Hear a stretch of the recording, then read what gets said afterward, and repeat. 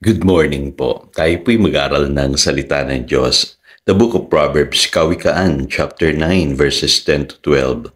Ang paggalang at pagsunod kay Yahweh ay pasimula ng karunungan. Ang pagkilala sa banal na Diyos ay may dulot na kaalaman. Sa pamamagitan ko hahaba ang iyong mga araw, dahil sa akin lalawig ang iyong buhay. Kung mayroon kang karunungan, mayroon kang pakinabang, ngunit ikaw ay magdurusa kapag siya'y tinanggihan.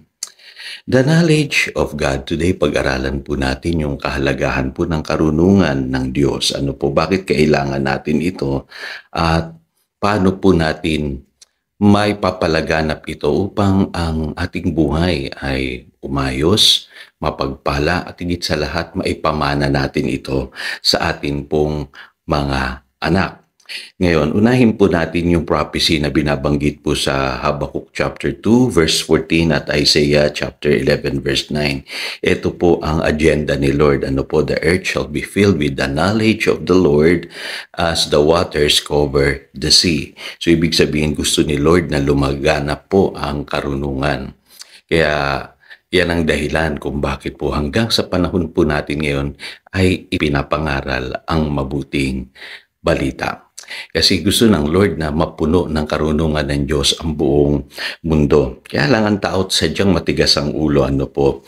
At mababasa nyo sa Romans chapter 1 verse 28, maraming tao na tinatanggihan nila ang karunungan ng Diyos, kaya sila po'y hinayaan na ng Diyos sa kanilang mga maling gawain.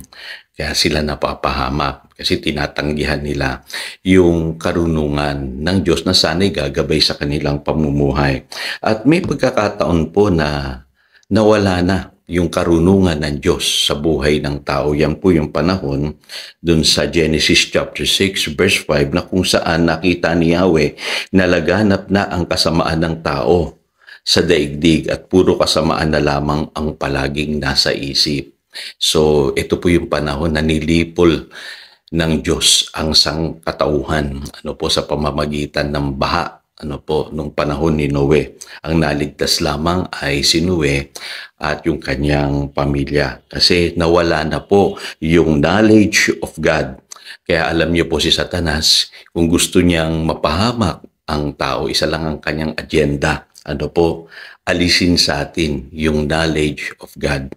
Kasi alam niya na mapapahamak ang tao kapag hindi na nito taglay-taglay yung karunungang mula sa Diyos. Mababasa niyo sa 2 Corinthians chapter 10 verse 5, ang sabi, "We demolish arguments and pretensions that sets itself up against the knowledge of God, and we take captive every thought to make it obedient to Christ." So, nilalabanan ni San Pablo yung mga maling pangangatuwiran at mga kaalaman na minsan na natutunan ng tao na nagmamalaki laban sa kaalaman patungkol sa Diyos. Kaya hindi po lahat ng information na natatanggap natin ay mabuti.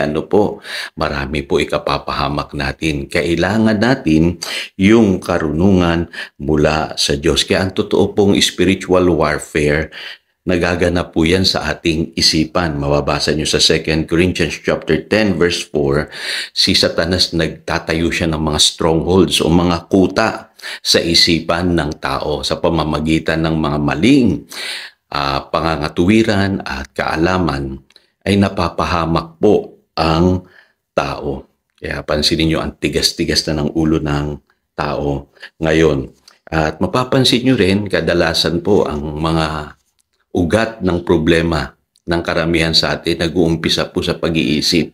Marami sa atin nadidepress, nahihirapan dahil hindi nila kayang kontrolin yung stress, yung mga iniisip nila. Kaya yun, nawawalan ng pag-asa. Yung iba pa nga ay nasisiraan na ng pag-iisip. Kasi yung isipan po natin, yung ating mind, pwede yung gawing playground ni Satanas kung hindi natin babantayan. Kaya mahalaga, taglayin natin yung karunungan ng Diyos. Yan po yung weapon natin na sinasabi ni Apostle Paul sa 2 Corinthians chapter 10 verse 4, yung pong gospel, ano po?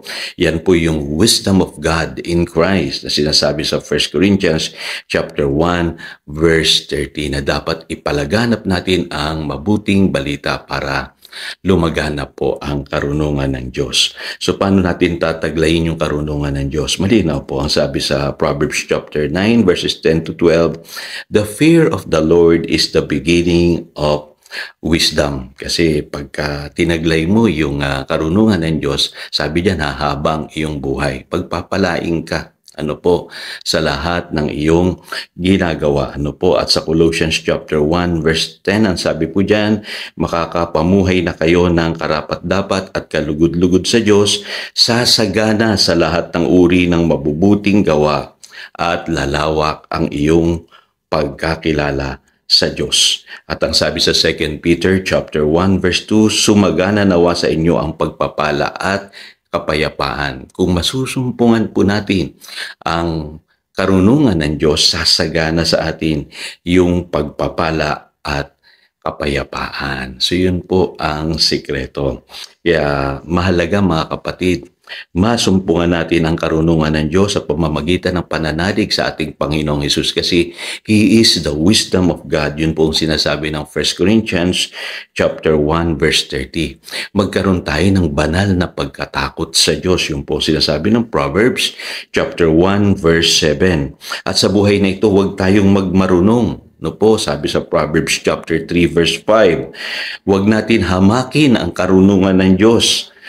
Sabi sa Hosea chapter 4 verse 6, at higit sa lahat, pahalagahan natin yung mga aral na tinatanggap natin sa pamamagitan po ng mga Bible studies, Sunday services, at yung mga pagtuturo na ginaganap po sa ating mga simbahan. Yung iba po kasi hindi nila pinapahalagahan yung aral. Iba po yung pinapahalagahan nila sa pagdalo nila tuwing linggo. Pinakamahalaga po yung mga aral na tinatanggap natin. At higit sa lahat, ituro natin yung karunungan ng Diyos sa ating mga anak. Yun po sinasabi ng Deuteronomy chapter 6 verse 7. Tayo po'y manalangin. Dakilang Diyos, salamat po at naintindihan namin ang kahalagahan ng karunungang nagmumula sa iyo. Ito ang sikreto ng isang buhay na pinagpala at mapayapa. Salamat Panginoon, yan ang aming panalangin in Jesus' name. Amen. Again, ito si Pastor Jojo, nagpapaalala upang daluyan tayo ng pagpapala, manatili tayo sa kanyang salita. Good morning.